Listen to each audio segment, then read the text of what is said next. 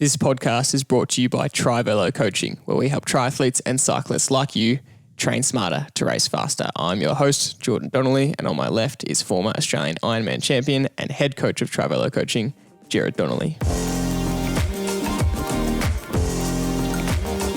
Today's podcast episode, we have running enthusiast and running shoe specialist, Mitch Lorkin. Mitch Lorkin works at The Running Company. It's a company that has multiple stores around Australia, and they specialize in helping athletes find the right shoe. And they're really dedicated to making sure that athletes go through the entire experience of figuring out what their current running experience is like, what their current gait is, what their current biomechanics are doing, what their injury history is, and much more to help them find the right shoe that is a whole range of things that is safe for them to run in, that will help them with their performance, that they can train in and make sure that they get the most out of without injuring themselves. And there's a whole lot to that. And if anyone's ever been to a store to try on some running shoes, you'll know that there's a whole bunch of brands, there's a whole bunch of types of shoes. And for most of us, we don't even know where to start. We've either had the experience of just picking what we've picked before, running in the same type of shoe our whole life, picking a shoe because it looks good, or the color because you've got no other factors to go off,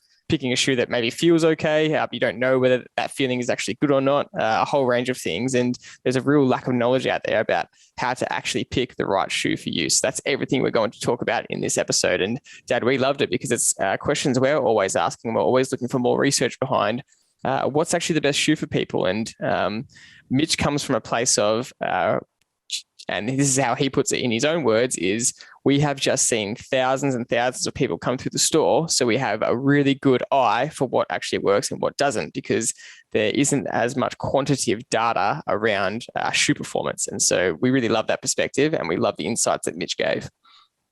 Yeah, exactly, Jordan. And one of the things that I was really intrigued was the fact that every single person is suited to a particular style of shoe. And one of the things we want to, ram home to everybody we coach is you can only race well if you get to the starting line. And if you've got a shoe that's going to create injury and you don't get to the starting line, it's going to be a very disappointing period of your athletic performance. So starting with the right shoes that fit you, when it doesn't matter what the brand is, and it's good to have an unbiased opinion from someone who's just going to give you the right advice and what is suitable to you and what's going to get you to the start line without creating an injury stress that's going to be, in a disappointing result. So I really loved it from that point of view, really honing in on that, people have individual needs and certain shoes will provide that for you. Just getting to know what your needs are first, and then giving you the right shoe that should get you to train properly and be injury-free and get to race the way you want to on race day. Absolutely. So without further ado, here is the episode. Mitch Lorkin, welcome to the Trivelo podcast. Thanks for joining us here. Thanks, guys. Good to see you both. First question we want to ask is, what does running mean to you? It's definitely changed over the years from when I was a kid. I was big into cross country at primary school, high school, not necessarily by choice either. I used to go over to the start of the cross country race just to get out of a couple of periods of class. And I would go in full uniform with Clark's 24/7s on, no running gear. And then as soon as the gun would go, I would kind of go into a, primal-like state and bury myself. And afterwards, often wonder why it kept happening and why I was getting so caught up in it. And then got dragged along to a couple of cross-country meets on weekends by my parents, used to throw up, used to hate the car ride there. And to be honest, I probably burnt out a bit on it in high school, and then came back to it a bit later on in my early 20s, though in a much more approachable way, and really sort of fell in love with it again. And it's basically become, a big part of my work life for an obvious reason. But I just genuinely love getting other people excited about running and, getting them comfortable running, passing on things that I've picked up over the years. So it's kind of become it's taught me a lot, and it's a vehicle for me to help pass on information to other people as well. That's a great answer. And so the next step is, how did you become so obsessed with shoes? When I was at uni studying, I was a customer at Clifton Hill, the running company, and Chris served me at the time. And I remember being fascinated with how detailed everything was. And I'd say my brain sort of works in a sort of fairly analytical way. Like I would attach myself to things that have an analytical or processes-based or systematic approach to things, which is why I like, the training side of it too. Like just everything fits together in a neat way to create an outcome. And so when I left the shop, I sort of said, this might be a good job while I'm at, uni. Anyway, I finished my course, and then after I finished uni, I actually had realised that it was probably a lot more exciting and interesting than what my course was going to let me do. So I ended up working there, and then as things evolved and I got more experience, I eventually ended up going out on my own and opening Albert Park, which is where we are today. But yeah, just through, I guess, like loving the work and loving how much we could, like, once I realized how important shoes were as a training tool, and given how much time people spend in them, I realized how much of a influence it could have, and how well you could use them to kind of encourage certain things or offload others. And that really drew me in. And yeah. How have you, in that period, seen the changes that have evolved in the actual structure and functionality of shoes over the journey? Has it been a big improvement? And obviously, we've seen the last couple of years with the carbon soles. But what's your take on all of that?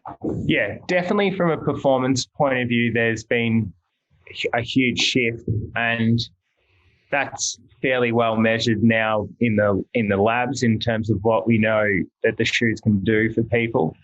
But even if you look in a more broad sense at, population in some of these big marathon events, or even halves, and even in an Ironman distance or 70.3, you can see that a lot, like, it's getting faster. Average times, even to a point, there's some people that won't get as big a benefit as others, depending on how fast they're moving. But even in the last 5 years, like, it's every year a half marathon loses a couple of seconds. We saw Kipchoge do some crazy things. And outside of them being exceptional athletes, there's no doubt about it, the shoes have had a massive part of that too, not just from the actual race, but what it's allowing them to do in training in terms of doing more, not getting as beat up, being able to recruit more because they're moving faster. So they're all kind of added up, and I think that's probably footwear have had a big role to play in the improvements that we've seen across the board. Even on the track, I don't know if you were paying attention at Tokyo, you would have seen a lot of the same athletes wearing very similar spikes. And, we're seeing like the 5K and 10K track records getting close to being challenged. They kind of seemed like Everest records that were not going to be knocked off anytime soon. And even at middle distance level, if we could remove the clean records from the dirty ones, which is hard to know, I think they're probably getting closer there too, and over 15 and maybe the mile. But yeah. I'd love to, we will get into the performance shoes a lot more later in the conversation, but from a more big picture point of view, and I guess thinking from that perspective, how important are shoes for people? And you said before, you realize they're such an important tool to get right, yet for most of us, we kind of just wear the same shoes that we've worn all our life, or we just kind of pick one because the selection's so big, you don't know what's right or not. How important is it to get this right? Well, if you look at sort of your typical week for someone who's predominantly running, you can assume that they would spend, between 70 to 80% of their week doing sort of easy zone 1, zone 2, maybe slightly faster, depending on how developed they are, in a shoe that we would consider sort of your mileage shoe, which that's the shoe that you really need to have safe, in the sense that you're going to spend most of your time in it. So if you have something slightly off, and we look at the repetitive stress of running, say 170 steps per minute, it doesn't take long to see why that repetitive stress could be causing a tissue stress to break down or develop into something more sinister. So the way that we would look at footwear for most people is we're trying to make a conservative choice where they're ending up in something that suits their mechanics firstly, but also potentially avoids anything that we pick up that they might be prone to. So say someone has a limited range of motion through one of their ankle joints because they had a history of, tib and fib fracture from football or something. We wouldn't be looking at shoes that are, with a lower pitch. We'd be trying to offload that because if the foot doesn't have motion through the ankle joint, it'll find it elsewhere, which sometimes means tracking in or out, and that can change things above the foot too. So when I say conservative, I don't mean anything other than trying to make a choice where that person's going to spend most of their week not causing tissue stress from a shoe.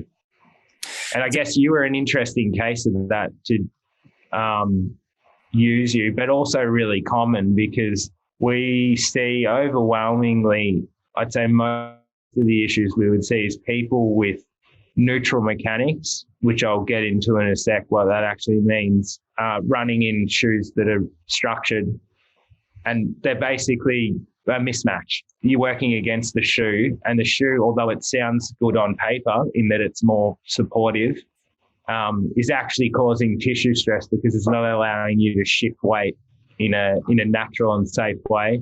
And a lot of the time we'll see a person being loaded to the outside edge of their foot, and we're not getting weight through the big toe.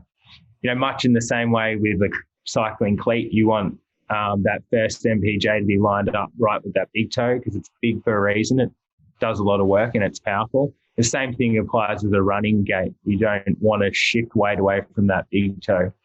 But there are instances where we do need to try and limit how much range of motion the big toe goes through.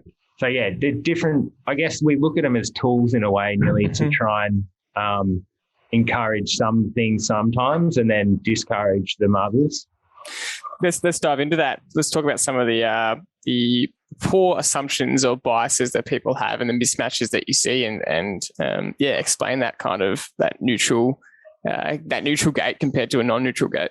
Yeah, so a neutral shoe is basically a balanced platform. So this is probably one of the shoes that we use the most, only in that a lot of people actually just really love the feel of this shoe. For the people who are just listening on audio and not watching, what shoe is that? This is a Brooks Ghost. So, I'd say Brooks are probably the most overlooked brand in running. There's nothing glamorous about this shoe. I mean, it's not as exciting as a Vaporfly and alphafly, but it doesn't need to be, because this is exactly what I was talking about before. This is a workhorse. It's really stable. If you look at it from the top, you can see that medial edge is nice and flared.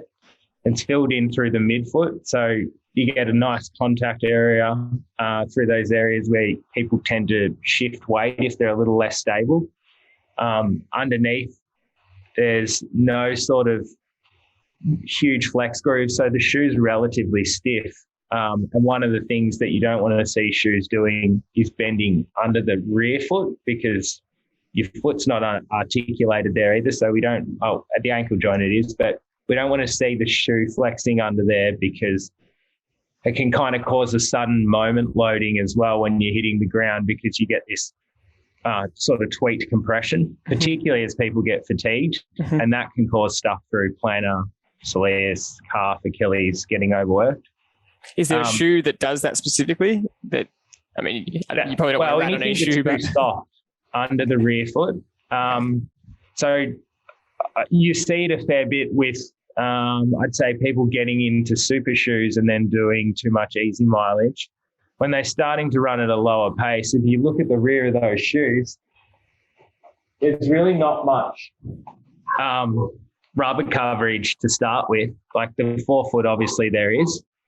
And so if you're coming through flatter, you're going to just turn this back half of the shoe to mush pretty quickly. I mean, if I can compress it in my hand, you can imagine what 3 to 4 times your body weight does.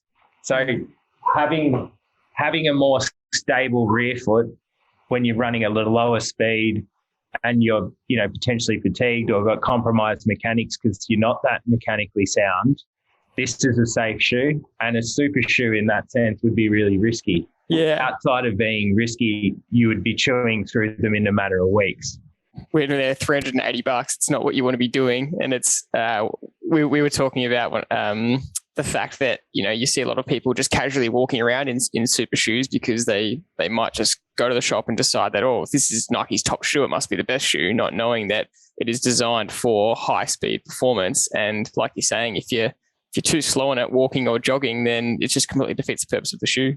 Yeah. And I guess you can thank the internet a little bit for that, because all you'd have to do is go Google best running shoe. And instead of getting anything, personally tailored, and I guess this differs in that everyone's so individualized in what they need. There's not a one size fits all approach, even in the super shoe sense. Not everyone is going to get the same percentage improvement in the vapor and alpha as some other athlete will. And that'll depend on your size, your mechanics, how fast you're moving, all of those sort of things. So when often people come in and say, what's the best shoe? It's a how long is a piece of string question. And have you got time to go through this now and let's figure it out? Because we need to do a little bit of work to find what's going to work for people. And generally that means we need to look at them barefoot, both rear foot and from the front, and get an idea of how they distribute weight through their foot structure. And I guess a common misconception as well around that is a lot of people will walk in and tell us that they pronate or they overpronate, which is just like saying, I don't know, a really obvious movement with the foot. Say I blink often, because you need to lubricate your eyes, and just in the same way you need to shift weight immediately to absorb shock. People do have different amounts that they pronate, but it's still a negative thing and being the root cause of a lot of running related injuries. But we sort of more look at where the weight is being distributed through that movement and whether there's likely to be a tissue stress in each case because of their movement. And some people, that'll be a fractional movement. For others, that'll be, their ankle bone can nearly hit the ground. And I've seen people that have run in neutral shoes their entire lives at a really high level that literally dump weight.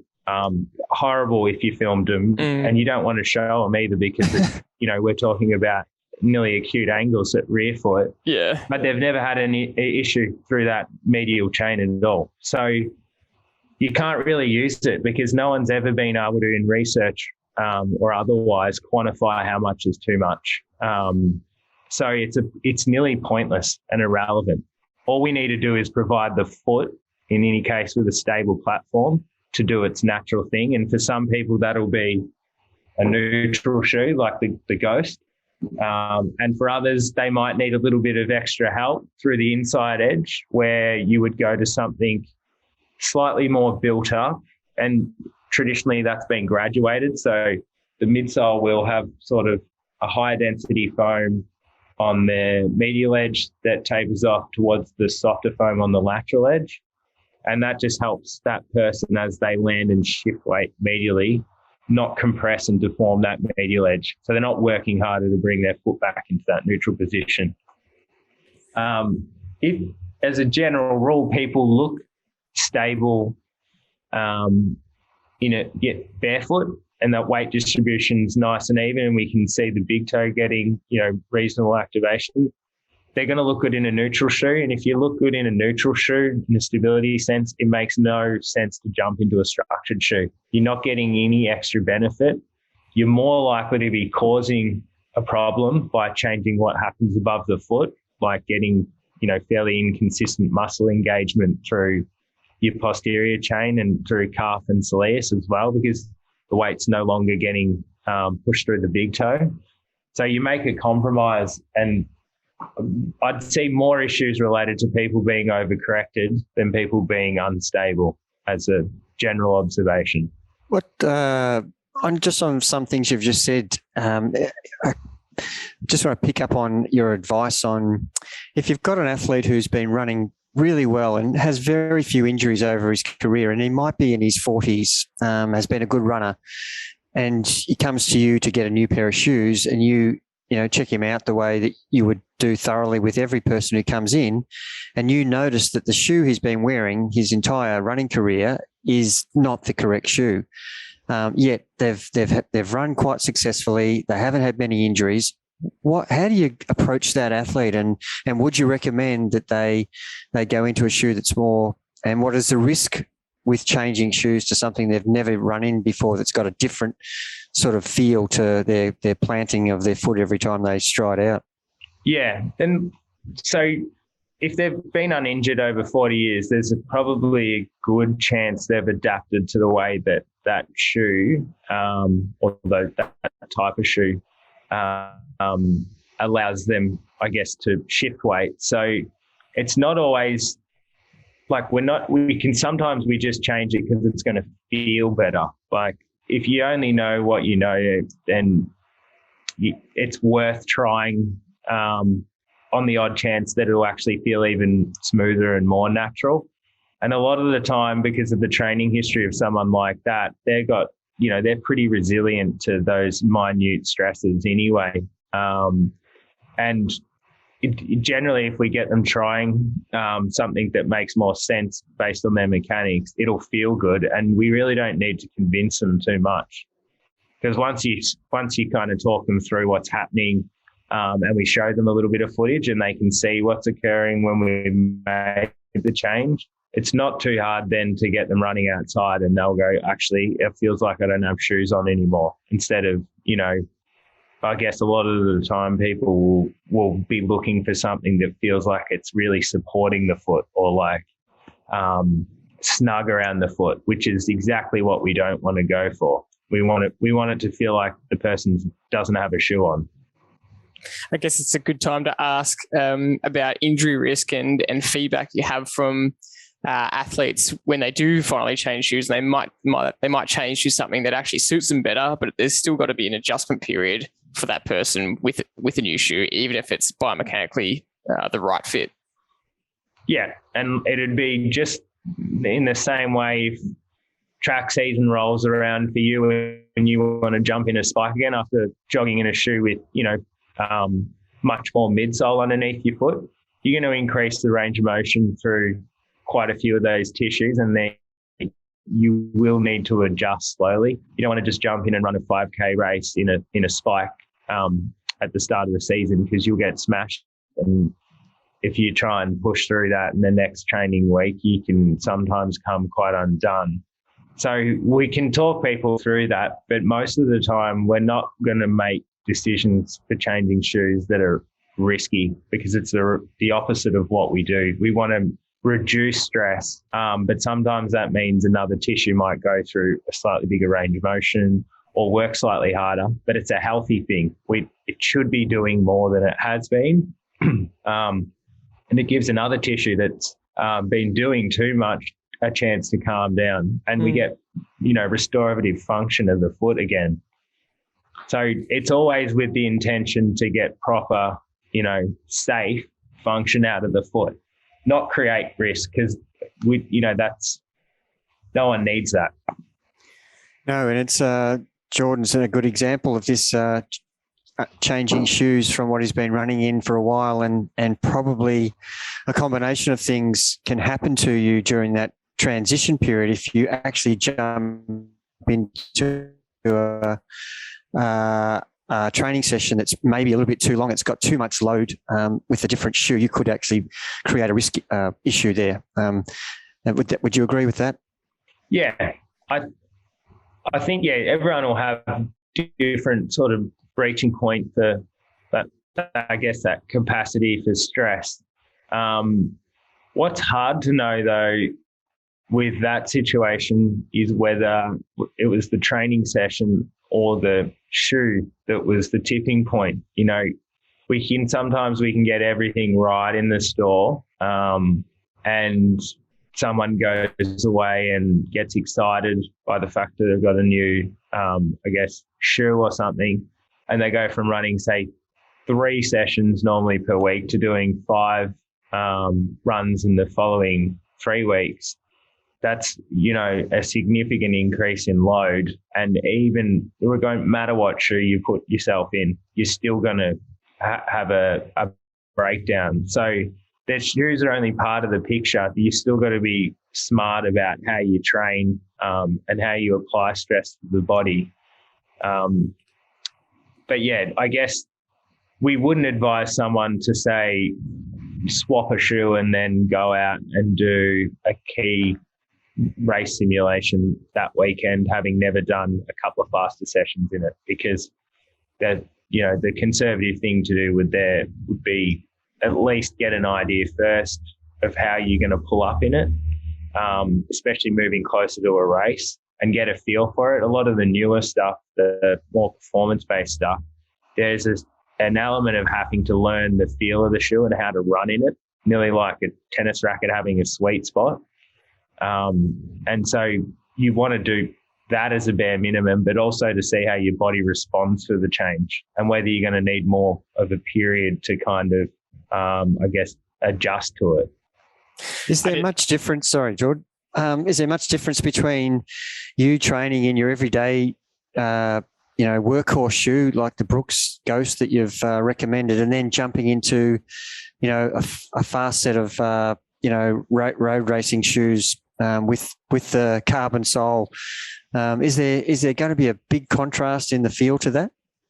Yeah. In short, yeah. Most people would notice a significant difference in just how much energy you're getting back in a force in, force out sense. So a lot of those newer midsoles are designed to be really high rebound, and they have quite an elastic property. But that also means that they're compromised on durability and stability because they're quite soft and, mushy, as opposed to sort of denser and more stable compounds that are in your mileage shoes. They tend to be a lot more cut away, and obviously the carbon fiber plate in the midsole gives it quite a snappy feel. So a lot of people feel like they're nearly getting levered forward, and it creates this sort of forward-feeling movement, particularly as the relative velocity increases when they're running. What about the live? Oh, sorry, cutting in. You go, Jordan. Just in that sense, is you've got to be careful with what you spoke about before with shoes potentially giving you extra tissue recruitment, and especially if you're getting that spring forward with the super shoe, you've got to be really careful that you're not running faster than you're actually capable of just because the shoe's propelling you forward. Yeah, and it's an easy trap, to fall into. All of a sudden you go out and you start running all of your easy Ks, zone 3, and then, you realize that you're exhausted at the end of the week, or, you compromise in the shoe because it's not as stable. So you're using tissues that you wouldn't normally use a lot more just to get through an easy run.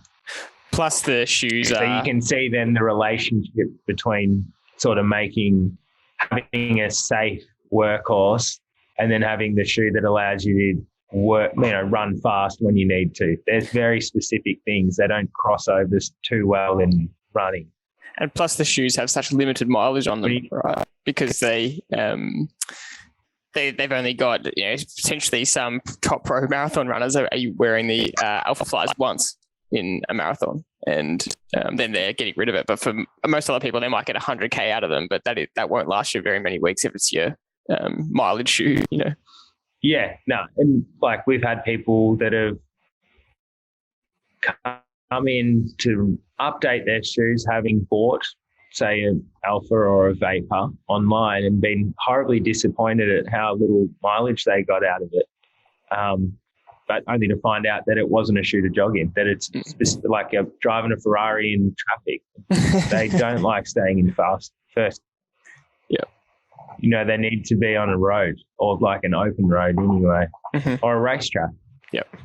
So this is just a great process to learn, and a lot of the stuff you're saying is just gold information. And the conversations we have with athletes are that they just have no idea what shoe to pick. And so hearing a lot of this stuff is so good, but it comes back to what you said before with it, the information being how long is a piece of string. So can we take it back to that kind of starting process where you're getting someone in and then you're looking through their gait? What are the key things you're looking for? What should people try to be aware of themselves? And then where do you go next?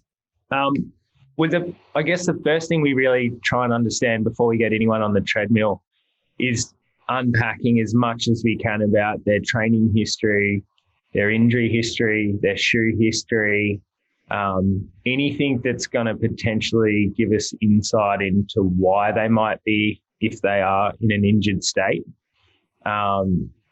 If there's referral information from a practitioner, we, generally digest a bit of that too. Just to create a clearer picture as possible. And then the treadmill really just helps us confirm or, deny certain things by looking at the way that they're moving. And sometimes we pick up things that haven't been mentioned. And sometimes, it's not a shoe thing. So we're very willing and aware when we need to use other people in our network, which we do readily, to get them to get another perspective first, but then they will end up, solving the problem by maybe they needed to do, I guess a lot of the time it's a strength component that's missing from their training, and it's immediately obvious when you watch people run. So we can sort that out, and the shoe's just a, complementary part of that process, but it wasn't the kryptonite or the thing that was really causing the problem. The other thing I'd say is offside of the treadmill, one of the most overlooked things for sure with a running shoe as opposed to any other shoe is how people fit it from a space perspective. And I think we talked about this too, but I don't want to gloss over it because it probably has as much influence as anything else that you would look at, if not more. But from an injury point of view, this causes probably as much, in my opinion, if not more stress to the plantar than anything. But if you imagine the foot when it's hitting the ground, it's kind of like a frog hitting glass. So it splays under load. And your foot is, they say it should be as dexterous as your hand. We all know that's fairly unachievable. But it is flexible and it is articulated for a reason because it needs to simultaneously be able to absorb that ground contact shock and then turn that into elastic energy when the big toe whips through and that windlass mechanism occurs. So it makes no sense then to have your foot jammed in a shoe or snug in a shoe because you're putting pressure across those metatarsal junctions, and in a lot of cases you're deviating that big toe. So that joint doesn't have correct alignment. It's pretty hard for it to really engage. You're also going to create stress by hitting the end of the shoe 170 times per minute, which if you imagine 3 to 4 times your body weight through your foot, that's a lot of force. We're talking about tons of force being misdirected through your foot structure. And if you don't get into a bigger shoe, your body's going to try and solve the problem for you by retracting your toes. And that means putting the plantar under excessive tension. And then after a while, if you're continually keeping that plantar from lengthening and getting into a relaxed position, you can just set off the tissue at the insertion. So I would say from what we've gathered in the store, we set up a the spreadsheet to get data on people that we were seeing present with plantar fasciitis or similar plantar stress, and nearly 95% of the time, or 96% of the time on the spreadsheet, that people were between 1 to 1.5 sizes too small. So their shoes are always too small. You nearly don't reach down and feel the end of the shoe with plantar fasciitis sufferers and find that they've got space. I guess the misconception is that if the shoe's snug, they've got support, like snug equals supportive, which is not true at all. Snug is doing the reverse to your foot. It's turning it into a fist at the end of your leg rather than a spring. And sometimes we'll swap people into a bigger shoe and they'll push us on a little bit. I've always been an 8, which has always been too small. But once they run outside and they go, oh, wow, I can actually feel, I can feel like my big toe is actually working. And because it's the first time it's been able to actually get into a position where it can be loaded up properly. So the size is a thing that you really need to have sorted. And that probably is compounded in longer events, or an event like an Ironman where you're going to spend, a few hours on the bike as well, with centrifugal forces sending plasma and all sorts of body fluid down to your feet. And then you're putting it into a shoe and then running, a marathon. If you don't have the correct fitting shoe, at a bare minimum, you're going to damage your toenails. And I know a lot of people see it as a badge of honor, but if you're dropping toenails, there's something wrong. Your shoes don't fit. It's not a normal part of running. There's a mechanical reason for why there's stress being applied at the end of the toes.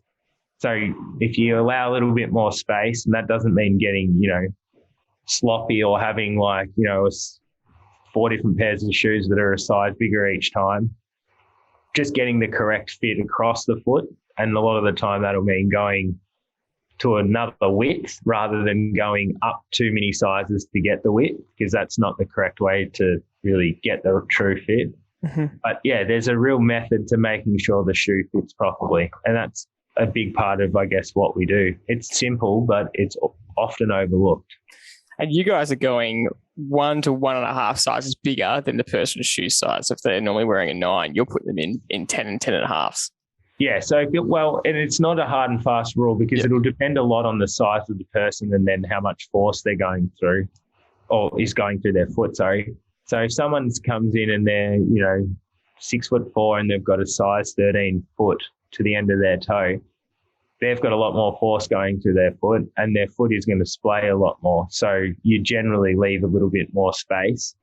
For a smaller foot, not going to need to expand as much. There's less force, smaller foot structure, and also smaller longitudinal arch too. So it depends a little bit on the foot shape for some people, because if you measure from the heel to the first MPJ on some people, the ratio is longer than relative to the overall foot. So you would take a bigger size, because when they hit the ground, they're going to actually lengthen further than someone with a more cavus foot type, where the foot's, I guess, high arched and rigid. They don't have a lot of articulation through their foot, so they're not going to lengthen as much during their running cycle. So they don't need as big a shoe. Yeah. But that's only something that you kind of get to know from just looking at lots and lots and lots of bare feet and watching a lot of people run. But if sometimes I measure people and they stand up and they're even just standing there with body weight going through their feet, they lengthen a size and they're already on the end again. So naturally you need to allow more space for when the running occurs. So at this point, you kind of got their gait, you're getting the sizing right. How do you then even start with a brand? Because I know that you showed the Brooks Ghost before, and that's a bit of a go-to shoe potentially. But where do you even start with brands? And once you pick a brand, what type? Or talk us through that. Yeah, well, the Ghost we don't bring out for everyone. I use it as a good stable neutral example, because I think they really nailed what a training shoe needs in all its parts. Stable, fits well, feels good to a lot of people. But it'll depend on what we're seeing. So like if your foot's, you've got a wider toe splay, we'll be looking at brands that tend to offer a more open toe box or more space across the toe box. Which are? Well, most of them do them. It depends on the shape of the foot. So like all the brands will do a wider fit within reason. Nike in Australia don't bring in a lot of width options. It's pretty much a unisex last, which is slightly wider for women and narrower for men. But a lot of the other brands will do widths. And then it just depends on the shape. I wish I could kind of break down that a little bit more, but it's very much a subconscious thing that, you scan their foot with your eyes, I guess, and kind of already know what I'm going to go grab and a couple options that are going to work well, and then some more, I guess, anomalies that could potentially feel good if what I think I could see is actually occurring. And then we really just need to get them running. So we take them outside, or in cases where they're slightly more mobile through their foot and we need to look at the stability a little bit more closely, we'll get them up on the treadmill in each shoe first to make sure they're coming to the balanced position. And then we'll work through the shoes outside. I know a lot of people try them on and stand in them, but if you're not running in the shoe and that's what you're planning to do with it, it's really hard to know how it feels and whether it's going to work for you. So we have a couple of little cues that we give people to help work through the appropriate options outside and see, which one's the most comfortable, which I think we did with you too. And our general rule is like to kind of get someone in a shoe that they feel like isn't there. What I liked about the process was, you didn't necessarily love a specific brand. You just brought out, okay, these are the neutral shoes that could potentially work for you. Here's a bit of a range, and let's have a crack in them. But one thing worth saying with shoes, it's quite different to say getting a bike. As you spend more money, you don't get better componentry. The laces don't get spun out of gold, and you don't need to spend a lot of money to get a good shoe.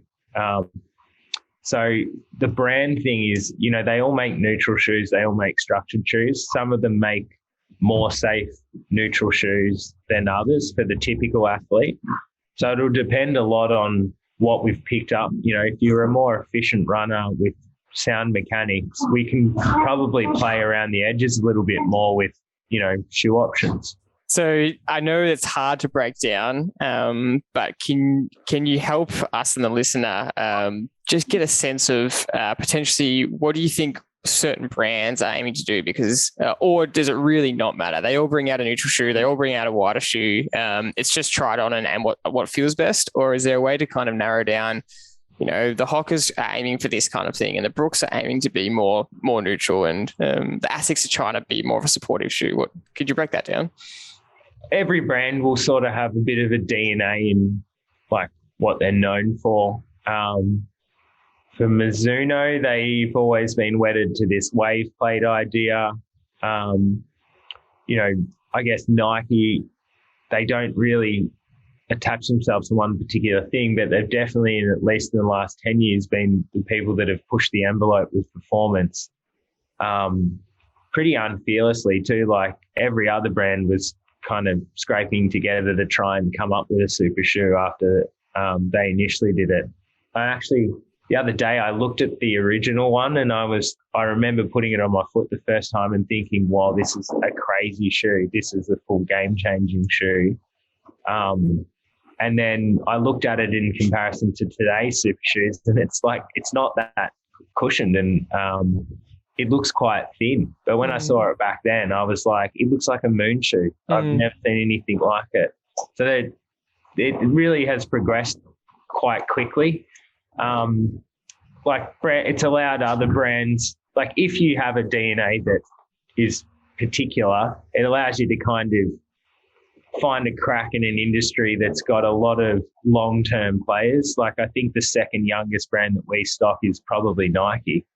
And Hoka would be the youngest, or maybe Ultra. But because they're doing something different, like they're sort of known for more cushioning than a lot of the other brands. They were started by two French ultra marathoners. So they increased the midsole stack height to see what effect it had on longer distance races. And that worked for some people. So they sort of have found their niche.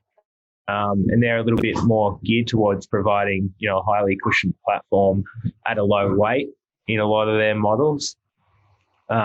Brooks aren't trying to reinvent the wheel, and they make really safe shoes, which is why I personally like them, because I don't need to reinvent the wheel with every person that comes in. I want to get them moving safely, and most of the time, that's, it is a ghost for a lot of rec level athletes, or, a glycerin or equivalent.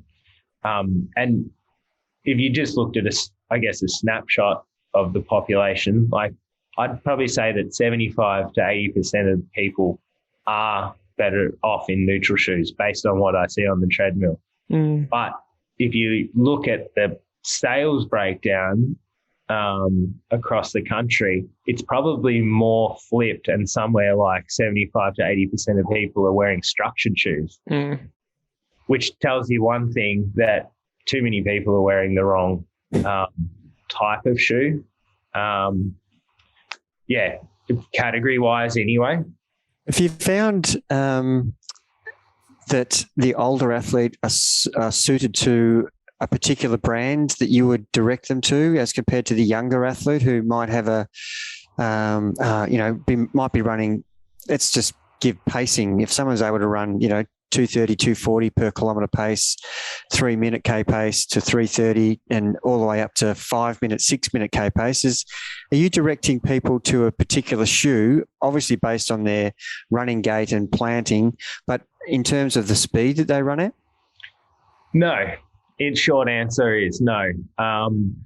There's a point, I guess, from a performance point of view, where if you're running, as you said, 240, 250 pace, you're going to probably be better off using a supershoe as opposed to a Hoka Bondi, because that's probably going to get in the way of how well you move. But that's not really a typical training pace where they're going to spend 80% of their week, we wouldn't use pace too much to dictate the type of shoe we're going for, outside of them needing something that's specific for racing.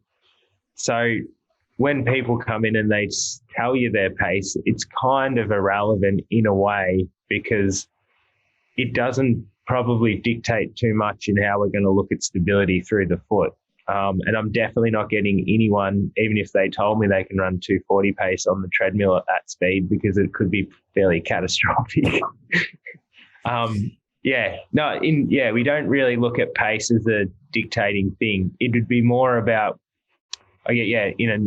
how efficient the runner is. We can probably get away with a little more with someone who's got, quite sound mechanics, has been running a long time, can deal with a high load each week, as opposed to an older athlete might have a huge training history or not. We want to make, a safer decision or problem solving for them. I suppose I'm thinking a little bit in line of the Ironman triathlete who's running a marathon and could possibly be only running 6 to 7 minute K pace. If they're in a really fast shoe, are they going to be better off running in a training shoe than trying to run in a carbon plated shoe where they're just not running fast? It's almost like, the slowest paces they can possibly hold for 42K. When part of that is only answerable in a case by case, situation. But in a general sense, yes, you'd be better off in a shoe that is more stable, because the performance benefit of running in an alphafly when you're running 6 minute Ks is probably, fairly negligent. Like, I think there's probably more risk induced than there would be performance gained in that case. If someone has the capacity to run, 3 minutes 30 for their marathon, off the bike, which would make them fairly elite, I guess, too. But Yeah. here, I guess the point is they blow up and they end up running 6-minute Ks. There's still a point for them to wear the shoe. They just didn't have their day. But if your race pace is, at best going to be 6 minutes, if everything goes to plan, don't worry about the alphafly because it's not going to make a difference for you. You'd be better off getting through the race and putting more, I guess, into the training and looking how you could tweak things to get that relative race pace up. And then, there's probably more screws to turn with the shoe down the track. But it's not going to be the thing that'll, get you there. We can't look for the shoe for the answer for everything, I guess is what I'm saying. So do you know where that line is of approximately where the performance gain just decreases so much and the increased risk of the lack of stability in the super shoes, the alpha flies or something? I know that at the top end, they've started to do some study on it's like a 3% increase or something in the person's ability to, I can't even remember what that study was referring to with the 3%, whether it was time or, but where that would decrease, that decreases obviously the slower you go. So at what point that line is about? Well, if you're looking at it, yeah, it doesn't have a hard and fast line because of the individual nature of so many people's mechanics. There is probably a theory in there that even though that person's running 6-minute Ks for that race, they might have only been running 6-minute 30 Ks if they had otherwise not been in it because they're getting quite a bit of, energy back, or I guess they're stopping the loss of energy that they would have normally had in a shoe. A lot of the studies, though good, some of them use some fairly odd samples sizes. Like a lot of them don't include women, which is kind of weird given that they're selling them at that level too, and like women are using the shoes and breaking records too. And they've been fairly small groups. Mm-hmm. I think there'll be more testing that'll be done, but there's not a significant cutoff point where you're going to lose the benefit. It's just kind of becomes pointless in a way because it'd be until you find out otherwise, and you'd probably need to do the study on the person, individually to know. I'd say there'd be still more benefit in getting in a safe shoe and running more Ks and, getting fitter, training more and training smarter. That's a really good answer. One of the things I'm intrigued at is what would your advice be to an athlete who, what should be in his bag? Should he have a couple of pair of training shoes and one racing shoe going at the one time? How many shoes should you really have going at the one time? If you're a guy who's competing or girl who's competing in a half marathon or a 10K or an Ironman Olympic distance 10K, how many shoes should you have going at the one time? I'm obviously going to say a lot, but no. I think I look at it from consecutive days running a lot of the time, because if you were, say, for an arbitrary number, running 30 Ks a week, which would probably be a fairly average distance for people that we'd see come through, sometimes that means they're running consecutive days, like back to back, and they might have a higher load day and then a lower load day. And that point, you're probably going to start to benefit from, firstly, just breaking up the repetitiveness of running in the same shoe, because you're going to use your feet and your body above your foot in a slightly different, though safe way. And given what we know about running-related injuries and the repetitive stress of them, anything that we can do to regulate repetitive stress is going to be a healthy thing, just in the same way that running on different surfaces can help regulate that too. So multiple shoes, if you're invested in your sport, is always a good idea, as long as they're safe. That doesn't mean 4 different alphafly colorways each day of the week. It means, maybe one day you're running in a slightly higher stack shoe and then you're running in a slightly lower stack shoe, or something slightly more flexible, just to sort of break it up a little bit. from a performance point of view, if you, I guess like if you were someone who did a day a week where you went down to the track and did some fast 200s, and you were invested enough to buy a spike, it makes sense to put the spike on and do the fast 200s a lot of the time if you can get away with it, because you're going to be, for the sense of the workout anyway, trying to recruit as many fast twitch fibers as possible. So if the shoe is going to allow you to go faster and recruit more fast twitch, there's more sense to doing that for the workout with the outcome that we want. And I guess the same way with a mileage shoe, you put it on and it lets you go run for 2 hours, which is we want to build some aerobic capacity. And you had a choice between that and another shoe, which is a little bit thin, and you start to get sore through your calves and plantar when you run too far in it. The obvious sense is to have the shoe that lets you go long and protects you. Mm-hmm. So there is always going to be merit to having multiple shoes depending on what you're doing. And that includes potentially a race day shoe, picking a shoe. Yeah, for sure. If it's your first, sprint distance try, and you just want to give it a go and see how you feel, it's probably not too necessary to go and get a racing shoe. You could potentially love it, but I think it's more important, again, to have that training shoe dialed in. And then as you sort of get more into it, you will find that you need, you'll prefer a different shoe even for different things depending on what you're trying to achieve. Some unbelievable information you've given us, Mitch. I guess a couple of questions to finish off. What do you want the listeners to know about shoes? Is there any more misconceptions we haven't covered, or just information that you want to get across that you feel is really important for people to know? I would say if you're not time poor, it's always worth going through the options because they change all the time. And just because one shoe worked for you at one point, it doesn't mean the current version of it will. Because even though it looks the same and it carries the same name, some odd things happen with what they do with the shoe. They might decide to make it softer.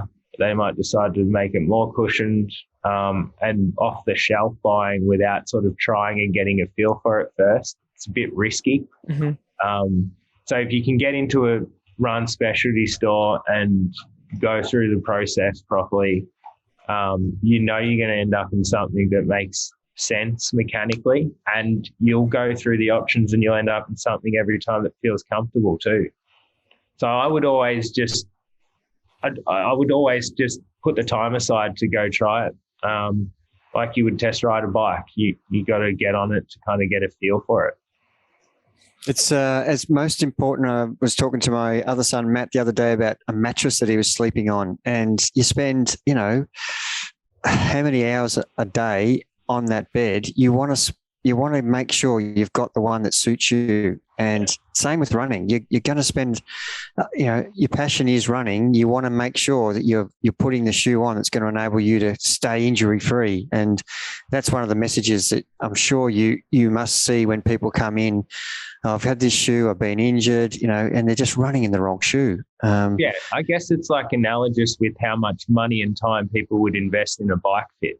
We do it for performance, and we do it also to prevent injury and overuse. It's the same thing when you're looking at shoes, although they cost a lot less, so people tend to skim over them. But it has just as big an influence, and a lot of the time you're spending as much time in the shoe, so you want to have it right.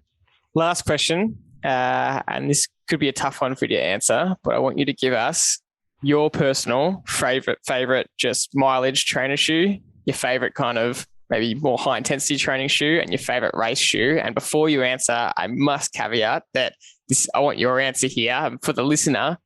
This doesn't mean go out and buy this shoe. I'm just interested to see what you come up with, because you see so many shoes, you know them all so well, but this, I can imagine that whatever you say, a whole bunch of people go out and just buy that straight away. That's not what we're saying. I'm going to, at the expense of sounding biased here, because a few of the shoes that I'm going to pick up are from the same brand. Yeah, that's what I'm interested in. I bought a couple. Actually, I'd say I'm lying.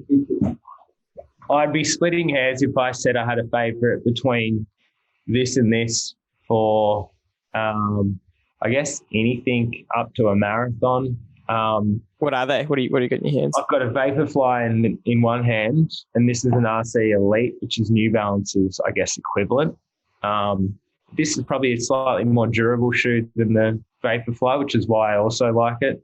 You can go down and do, warm up in it even. It feels good to run a little bit slower than I'd say this does, that a Vaporfly does. And then do, K-reps or, a threshold or something like that. It feels light and snappy. This would be my preference if I was racing though. It has a slightly more lively feel. Mm-hmm. On some of the longer runs where I've needed to do a portion of it at like a race pace simulation, I've used the Alpha because you're out there for, 2 hours plus sometimes. There's a little bit more shoe underfoot. I just find I don't get as beat up. So I like that for the longer duration workouts. I don't. Oh, actually, yeah, I do. A sec. I have to wiggle some stuff around here. You're right. Everywhere. Mitch is actually at the running store, so he's got a whole bunch of shoes here, which is great. This is my current mileage shoe too. This is the Nike Invincible. It's the same compound that's in the racing shoes, but it's got a much bigger coverage of rubber on the outside, so it's a lot more durable and there's a lot more of it. See on the rear foot how flared all that geometry is too. Mm-hmm. It's a lot safer to go slow in, and for the same reason those other shoes feel great, this thing feels like it just gives a lot back when you're jogging down the street. I've really enjoyed the feel of that. And if I'm, being smart and walking the talk, I'll put the Ghost on too on the days that I need a particularly safe shoe to just get out the door. Day after a bigger session, or a few weeks ago I ran some trails and it was a long portion downhill, and my quads, because I hadn't been doing it for a while, were like tree trunks the next day, not in size, but in how rigid they were. Yeah. And that shoe of the two helped me get out the door a lot more because it seemed to sort of stop me over engaging through the front as much. And yeah, so I mix it up. I mean, I've got the benefit of being able to try a lot of shoes too. Yeah, I tend to cycle through them and find things that work at now, and then that changes too. And that we did touch on the fact that on those slower days, those easy days, or even we'd call them recovery days, there is that benefit of choosing a safer, potentially heavier shoe just to force you to slow down. Because if you jump in a lighter shoe that feels amazing, you start creeping up in pace, and suddenly you're doing the wrong session. Yeah, the allure of high intensity training, and it can also be influenced by how your shoes feel too. Yeah, specific shoes for specific things, depending on the outcome we want. It's a big pet peeve of Dad's is athletes telling him that they couldn't slow down in the recovery runs, and I guess, Dad, your advice would be put some bricks on your feet. I mean, that's right. Yeah. And your mileage shoe is not going to be much help to you if all you do is go out the door and hammer down the street, and you're going to end up in a heat pretty quickly. Yeah. The answer to that is always turn around the corner and go up the next hill. That'll slow you down every time. So. Yeah. Nah, Mitch, thank you so much for joining us. That was a whole bunch of great information. We really appreciate you coming on, and thanks for giving us some shoe knowledge, which is definitely needed in the athlete world. And I've said to you a few times now, there's just such a lack of information out there, which is why we wanted to get you on. So thank you so much for joining us. You're most welcome, guys. Good chatting with you. Thanks, Mitch.